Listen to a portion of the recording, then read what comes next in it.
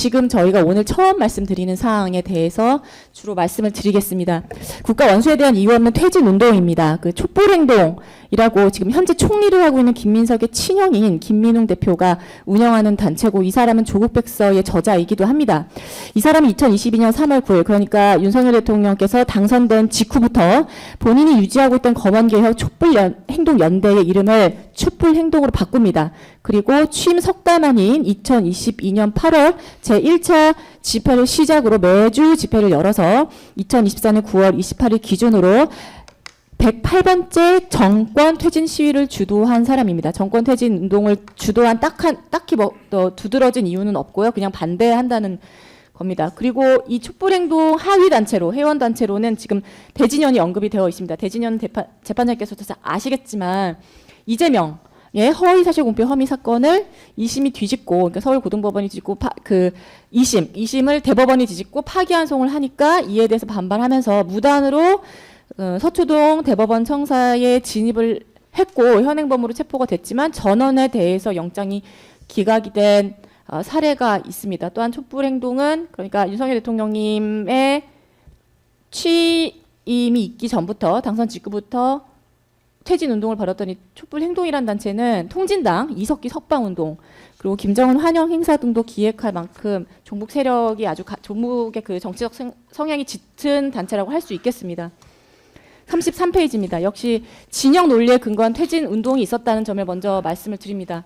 서사적으로 먼저 말씀드리면 2024년 9월 28일 숭례문 앞 도로에서 정권 퇴진 시국 대회를 주도를 하고요. 그리고 전국 민중행동, 이런 단체도 민노총, 그리고 한국진보연대, 대진연, 유명한 이런 그 좌편향된 단체들, 전장현, 진보당 등이 함께 참여를 해서 퇴진 운동을 이어나갔고, 한두 사람이 한 것이 아니라 조직적으로 퇴진 운동을 지속해 왔는데, 말씀드렸다시피 이것은 진영 논리에 불과한 것이지 행정부가 뭐 뚜렷한 귀책 사유를 저질렀다거나 한 적은 없었습니다. 그래서 진보 단체가 대거 참여를 했다는 점을 말씀을 드리고, 특히 지금 김민석 국무총리 산하 사회적 대개혁위원회 위원장으로 이 사람이 지난달에 보직이 되었는데, 이 박서훈이라는 사람도 윤석열 대통령 정권 퇴진 운동에 앞장서왔던 사람이고, 특히 지난 3일 카라카스에서 체포된 베네수엘라 독재자 마두로의 석방을 지속적으로 요구하고 있는 사람으로서 굉장히 정치적 색깔이 짙습니다. 저희가 이것을 말씀드리는 이유는 정권 퇴진 운동이 그냥 개인의 소수의 의사의 표현의 자유로서 행사된 것이 아니라 조직적으로 윤석열 대통령님 정권을 그냥 이유 없이 무너뜨리려고 하는 조직적 세력에 의해서 주도된 것이라는 점을 말씀을 드리고, 이것에 대해서 재판장님께서 뭐 당연히 알고 계실 것이라고 기대는 하고 있습니다만, 그래도 상세하게 말씀을 드리는 것이 맞다고 생각을 해서 기재를 했습니다. 그리고 이 퇴진 운동을 주도하는 촛불 행동과 밀접한 관계를 갖고 있는 단체로는 MBC 노조 1노조입니다. 3노조는 아니고요. 1노조도 관여가 되어 있습니다. 슬라이드 34페이지입니다. 대진연이 어떤 세력, 성향을 가진 단체인지, 다시 말해서 윤석열 대통령님이 퇴진 운동을 벌였던 대진연이 어떤 단체인지에 대해서는 옆에 기재를 해놨습니다. 네. 단체의 활동을 보면 주체 사상 교육, 김정은 연구 모임 같은 노골적인 종북 활동을 이어온 사람들이고요. NL 계열의 가장 강경한 학생 운동의 노선이다라고 말씀드릴 수 있겠습니다.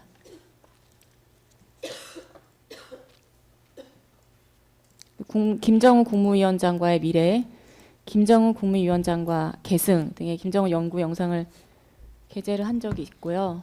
그리고 지금 36페이지입니다.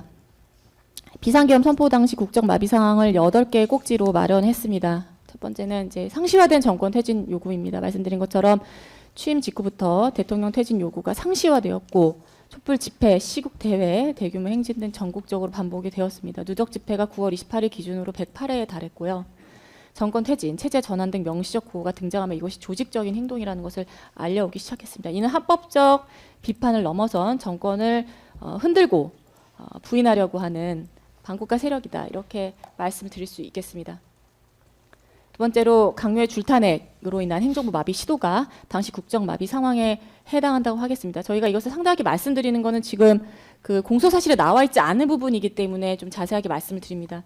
연쇄 탄핵에 의한 국정 기능 마비, 그리고 사법부의 독립성을 침해하고 사법 기능을 훼손하려고 했다는 점이 요지입니다. 그래서 고위공직자 대상으로 12월 3일 기준 총 22건의 탄핵 소추안이 발의가 되었고, 특히 검사와 법관에 대한 보복성 탄핵안이 발의가 됐습니다. 본인을 수사한, 그러니까 그 민주당 의원을 수사한 검사나 유죄 판결을 내린 판사에게 보복을 가하는 것은 조폭 깡패 정치다라고 한 그 여당 의원이 말을 한 적이 있습니다. 행정부 핵심 기능이 지속적으로 공백을 경험을 했고, 탄핵이 마치 이제 정치 투쟁으로 이제 전락하게 되는 그런 상황까지 내몰리게 됐습니다. 민생 예상 삭감에 대해 말씀을 드리겠습니다. 저희가 뭐 이것은 변론기일 거듭하면서 변론 요지서로 충분히 말씀을 드린 내용이라서요.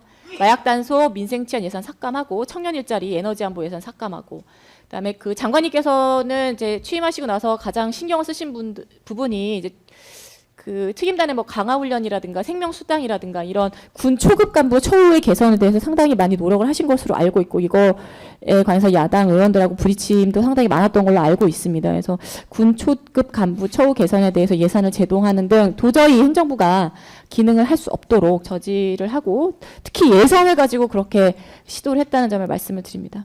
네 번째로는 선관위 절대 권력화합니다.